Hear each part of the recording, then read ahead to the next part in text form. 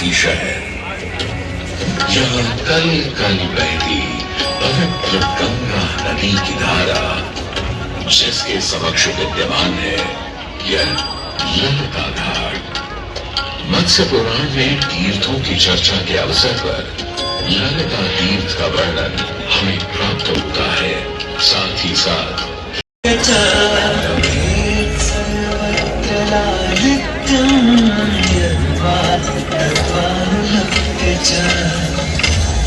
गंगा नदी के तट पर स्थित है ललिता तीर्थ, जहाँ क्षेत्र रक्षा करने वाली दुर्गा रूपी ललिता गौरी का निवास है, जिनकी सभी श्रद्धालु सर्व प्रकार संपत्ति लाभार्थ पूजा अर्चना करते हैं। इस घाट की सबसे विशेष बात यह है कि यहाँ शिव के साथ शक्ति के दर्शन भी श्रद्धालुओं को मिलते हैं।